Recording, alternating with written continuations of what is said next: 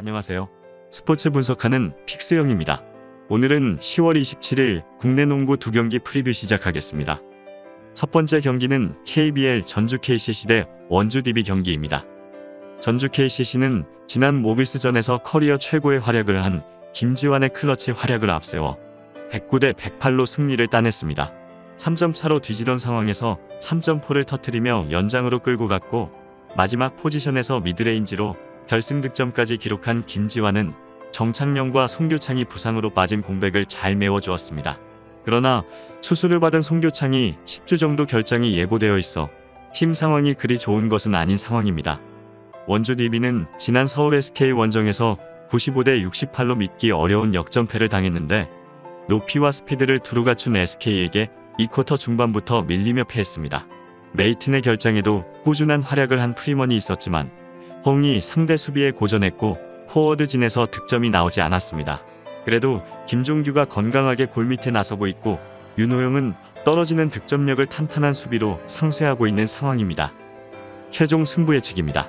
KCC는 3연패 후 4연승을 기록하며 분위기 반전에 성공하였는데 연패 과정에서 흔들렸던 수비가 다시 자리를 잡았고 직전 경기에선 김지환의 맹활약 덕에 2차 연장 끝에 모비스를 109대 108로 꺾는 명승부까지 연출했습니다.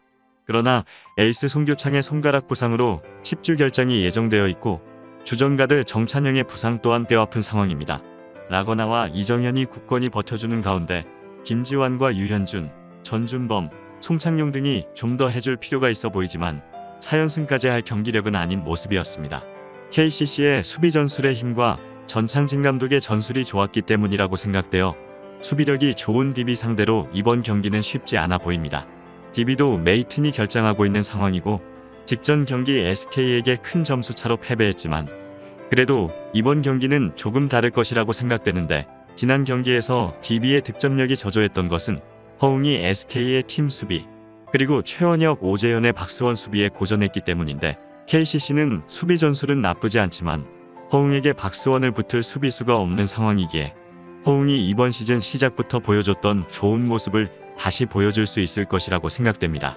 또한 레너드 프리먼도 이 옵션으로는 충분히 괜찮은 선수기에 라거나에게 무기력하게 패배하진 않을 것이라고 보여집니다.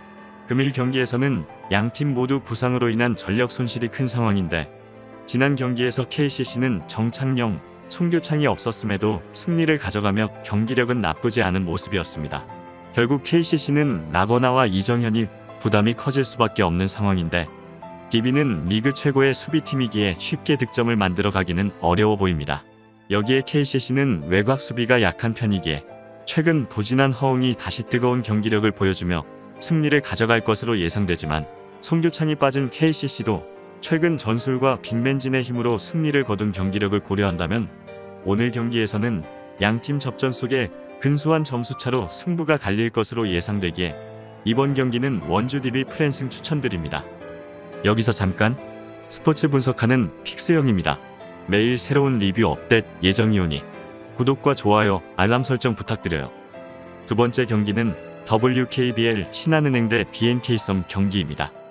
신한은행은 지난 시즌 17승 13패의 좋은 성적으로 정규리그 3위에 올랐습니다.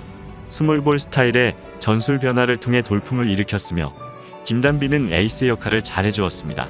3점 득점과 성공률에서 모두 리그 1위에 올랐는데 3점 슛은 올 시즌에도 신한은행의 가장 큰 무기가 될 전망입니다.